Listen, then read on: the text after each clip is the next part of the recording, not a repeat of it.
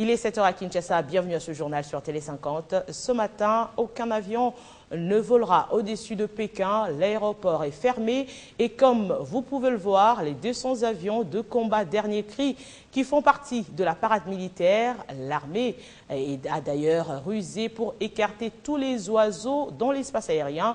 C'est à peine croyable, mais les signes ont été dressés exprès pour détruire les nids d'oiseaux. C'est le défilé auquel assiste Joseph Kabila, commémorant les 70e anniversaire de la fin de la Seconde Guerre mondiale ainsi que la victoire de la Chine sur le Japon. Les marchés chinois seront fermés pour le reste de la semaine à l'occasion de la commémoration. Et au programme de la visite du chef de l'État Joseph Kabila, plusieurs entretiens notamment avec son homologue Xi Jinping sur la coopération économique entre la Chine et la RDC. L'ambassadeur de la RDC en Chine, Charles Okoto, nous en dit un peu plus. Nous avons eu à déraciner l'idée qu'avaient la plupart des opérateurs économiques chinois. C'est-à-dire aussitôt arrivé, parce que pas plus tard qu'avant-hier, il y a eu un forum où plus de 470 opérateurs économiques où j'ai eu à présenter le Congo. Imaginez-vous qu'il y a de nos frères chinois qui pensaient que l'Afrique c'était un pays. Et j'ai été précédé par mon collègue du Congo-Brazzaville et quand j'ai pris la parole, je crois que la salle était debout d'imaginer toutes les richesses que nous enveloppons. Et à cela, je crois qu'aujourd'hui, la porte de l'ambassade, il faut vraiment qu'il y ait des policiers parce que là, les gens se précipitent comme une mouche à la. Il y a l'engouement vers la RDC. Absolument. Aujourd'hui, l'avantage également est que au début, vous savez, il y a eu seulement, les gens se sont penchés sur le secteur minier. Mais pour l'instant, avec la présence d'un chef de mission diplomatique, les instructions bien tracées par le président de la République et avec les conseils de ministres des Affaires étrangères, nous sommes en train de focaliser maintenant l'attention vers une coopération multiforme. D'autant plus qu'il n'y a pas que des mines chez nous. Il y a autant d'autres secteurs que nous voulons maintenant matérialiser. Mais pourquoi le bilatéral fera notre chef de l'État avec le président chinois pour pouvoir matérialiser tous ces formes. Mettre en place les mécanismes pour combattre le terrorisme, la corruption et la pauvreté, c'est l'objectif de la conférence mondiale de l'Union internationale parlementaire à New York. Nous sommes aux États-Unis, ouvert lundi. Ces assises de 3 jours ont été ponctuées par le discours du président de l'Assemblée nationale de la RDC qui a fait valoir devant ses pairs les avancées réalisées en matière de démocratie et du développement dans son pays et dans l'espace francophone. Et en sa qualité de président de l'APF, Obamminakou a présenté la position de cette organisation sur les stratégies à mettre en place pour la promotion des droits de l'homme et l'émergence de la femme. Crespa Chibas. Après son élection comme président de l'Assemblée parlementaire de la francophonie APF, au mois de juillet à Berne en Suisse, Obamminakou Ndialadjoko, président de l'Assemblée nationale de la République démocratique du Congo, séjourne au pays de l'oncle Sam à la tête d'une forte délégation pour prendre part à la 4e conférence de présidents des parlements organisée par l'Union interparlementaire. Dans son intervention, Obamminakou Ndialadjoko, président de l'Assemblée nationale de la RDC et de l'Assemblée parlementaire de la francophonie, a axé son allocution sur les mécanismes à mettre en place pour l'émergence des droits de l'homme, droits des femmes et des enfants. À cela s'ajoutent d'autres combats à mener contre le mouvement et les antivaleurs des temps modernes. C'est avec un réel plaisir que je prends la parole ce jour, au nom de l'Assemblée parlementaire de la francophonie. Pour l'APF, l'état de droit est une valeur universelle qui ne saurait être mise en cause par les spécificités historiques, sociales et culturelles. Elle est consciente que la démocratie ne se décrète pas et ne s'importe pas. La 3e spécificité, c'est la place accordée à la femme et aux jeunes en vue de renforcer leur rôle comme vecteur de paix et acteur de développement et de prévenir la violence qui s'exerce à leur encontre, notamment les viols et l'enrôlement des enfants soldats. Pour bien combattre la corruption, le terrorisme et la pauvreté et promouvoir les droits de l'homme et l'émergence de la femme, c'est l'approche parlementaire de la coopération internationale et de l'aide au développement que le président des parlements, réunis au sein de l'Union interparlementaire, propose pour une bonne rédaction des objectifs de développement durable. Justice internationale, je veux l'annoncer au sommaire, le procès Bosco Taganda s'est ouvert mercredi à la Cour pénale internationale. À 41 ans, l'ancien chef de guerre accusé de crimes contre l'humanité a plaidé non coupable, mais pour la procureure de la CPI, Bosco Taganda a été l'un des principaux artisans des violences qui ont décimé le nord-est de la République démocratique du Congo en 2002 et 2003. Retour sur cette première journée. The International Criminal Court is now in session. The Denzel Court Penal International. La première journée a été consacrée aux déclarations du bureau de la procureure et sera suivie jeudi par celle de la défense et des représentants légaux des victimes, tout comme l'accusé lui-même. À l'ouverture du procès, la procureure de la Cour pénale internationale, Fatou Bensouda, a chargé l'accusé. Pour elle, Bosco Taganda était un des commandants les plus importants et a ordonné des attaques et la mort des civils. La violence avait décimé la région de l'Ituri, tuant des centaines de civils en laissant des milliers vivre de rien dans la forêt. De son côté, l'accusé a plaidé non coupable de toutes les charges retenues. Bosco Taganda, 41 ans, est poursuivi pour 13 crimes de guerre et 5 crimes contre l'humanité, dont des meurtres, pillages, attaques contre des civils, viols et esclavage sexuel. Ces faits remontent à l'époque où l'accusé était chef adjoint de l'état-major général des forces patriotiques pour la libération du Congo en Ituri. Cette milice à prédominance Emma visait selon l'accusation les populations perçues comme appartenant aux ethnies Lendu, Bira et Nandé. En Ituri et à Bunia, les organisations de défense des droits de l'homme, de leur côté, considèrent ce procès comme un signe d'espoir pour plus de 2500 victimes du conflit armé en Ituri. Bosco Taganda a été le fugitif le plus recherché dans la région des Grands Lacs jusqu'à ce qu'il se rende de manière inopinée à l'ambassade américaine de Kigali, au Rwanda en mars 2013, pour demander son transfert à la CPI.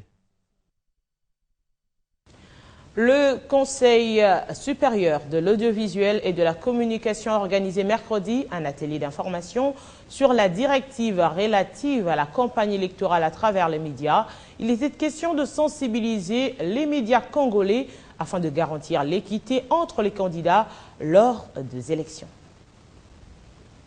Dans le souci de garantir une meilleure équité dans l'espace médiatique congolaise, entre les différents candidats qui doivent participer lors des prochaines élections provinciales, urbaines, municipales et locales en RDC, le Conseil supérieur de l'audiovisuel et de la communication a initié un forum de réflexion et d'information sur quelques directives que les médias doivent adopter pendant et après les élections. Nous avons tout un plan pour encadrer la presse pendant la période électorale. Nous avons déjà publié une directive en collaboration avec la CENI, une directive relative à la campagne électorale dans les médias, que nous allons commencer à vulgariser. Ces échanges étaient aussi une occasion pour le rapporteur de la Commission électorale nationale indépendante d'éclairer la presse congolaise sur son rôle qu'elle doit exercer durant le processus électoral. À travers ces assises, le CESAC veut transformer les médias publics et privés en outil de paix pour garantir des élections apaisées et crédibles en République démocratique du Congo. Et dans le même registre, le sénateur Ignace Bokotomba a appelé la population quinoise à la vigilance en cette période des grands enjeux politiques. Il a fait savoir à l'issue de l'Assemblée générale de sa plateforme Banakin, tenue à Kinshasa, au cours de laquelle il a été reconduit au poste de président. Applaudissements, merci beaucoup. Et situe une assemblée générale tenue 10 mois après la fin du mandat de son comité directeur. Toute le commune qui constitue la ville-province de Kinshasa était représentée. L'enjeu de taille, le membre de l'ASBEL Banakini doivent décider de l'avenir d'Ignace Bokotomba à la tête de cette structure qui, jusqu'à la tenue de cette assemblée, expédie les affaires courantes. Seul candidat, Ignace est publicité président de Banakini et décision sanctionnée par un oui massif dès l'Assemblée générale, c'est l'organe de cette structure à qui revient le droit de redéfinir le mode de vote. Qui se trouve dans l'article 30 des règlements d'ordre intérieur. Pour 3 ans, le nouveau comité s'assigne des objectifs clairs, notamment la consolidation de la fraternité et la solidarité, ainsi que l'amour en vue de permettre à Banakini de contribuer au développement de Kinshasa, la capitale. L'association s'assigne également la mission d'initier un dialogue interquinois afin de recueillir les avis divers pour remédier aux maux qui rongent le MERS de Kinshasa. Après 25 ans d'existence, les comités Ignace Bokotomba comptent plusieurs réalisations, ce qui lui ont valu ses deuxièmes mandats. Question de porter haut l'étendard de cette organisation. Martin Kobler, bientôt fin mandat en République démocratique du Congo, c'est le directeur de l'information publique de la MONUSCO qui l'a annoncé mercredi au cours de la conférence de presse de la MONUSCO ici à Kinshasa. De nationalité allemande, Martin Kobler, qui a pris ses fonctions en juillet 2013, quittera son poste de patron de la MONUSCO le 31 octobre prochain. Parade policière à Kinshasa, Célestin Kanyama a tenu à sensibiliser les agents de la police en vue de la rentrée des classes prévue le 7 septembre prochain. Des nouvelles mesures pour la sécurité des élèves ont été mises en place par la même occasion. Des instructions pour la sécurité de la ville et surtout des personnes et de leurs biens avant de présenter à la nouvelle équipe sous son commandement une bande de criminels tombés dans le filet de la police. Suivez. Chacun de ces hommes a eu au moins à extorquer, commettre un vol, agresser physiquement s'il pas ôter la vie à quelqu'un à travers la ville de Kinshasa. Mais tous sont présentés comme des criminels. 3 groupes de civiques qui ont eu à terroriser la ville province de Kinshasa. Devant la police, leur sort semble déjà scellé, car tous ont été arrêtés en flagrant délit. La police, l'impunité n'a pas de place. Preuve en est qu'on l'appelle un civique, malgré la tenue qu'il porte. C'est un civique, il a posé des actes infractionnels, il est arrêté comme tout le monde et mis à la disposition de la justice. Après cette présentation, ils seront ensuite déférés devant la justice, si pas expédiés en prison, dans l'attente de leur jugement. Mais à part cette présentation des nouveaux éléments, désormais sous le commandement du commissaire provincial de la police, ce mercredi était aussi pour lui le jour des grandes annonces à l'approche de la rentrée scolaire, où la police doit se montrer plus alerte.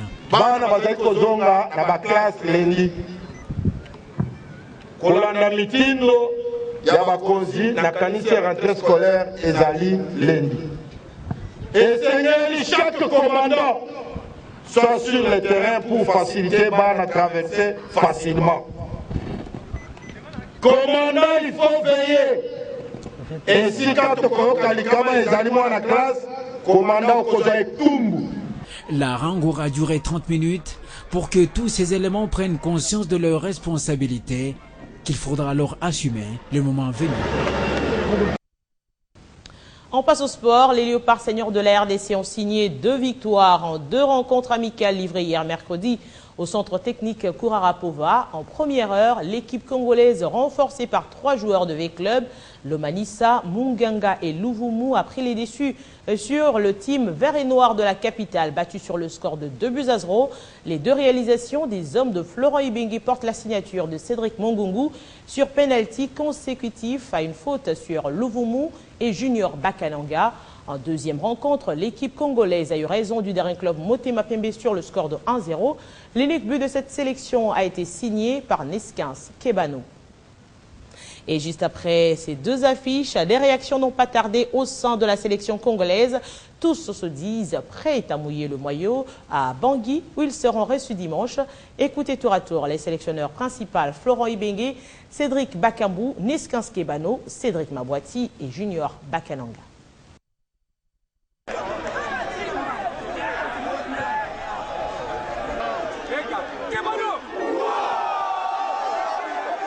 Ça a été une bonne opposition contre des joueurs déterminés. On a su remporter ces matchs. Voilà, c'était le plus important. Maintenant, ça nous a permis de nous mettre en jambe avant d'affronter la Centrafrique ce dimanche. C'est un match amical, tu peux avoir confiance. C'est un match d'entraînement.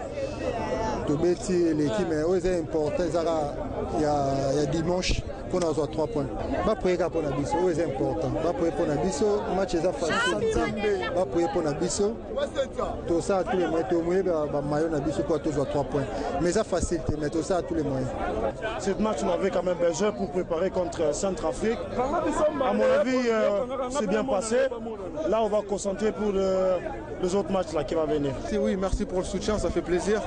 Maintenant, ils attendent beaucoup de moi. C'est à moi de leur montrer ce que je vaux sur le terrain. Et de ce dimanche, j'espère que je vais réussir à faire une belle prestation, mais surtout que l'équipe de la RDC va gagner.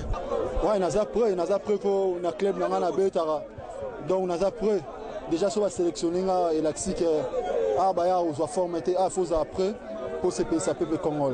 C'était difficile à Madagascar, il faudra absolument gagner. Le match est difficile, tu as un match, tu travailles comme un pour toi 3 points très importants pour la mission. La lecture, c'est qu'on a gagné déjà les 2 matchs, donc ça c'est intéressant. Que les 2 équipes adverses ne se sont pas procurées beaucoup d'occasions, c'est ce qu'on voulait. Il faudra partir avec la même idée.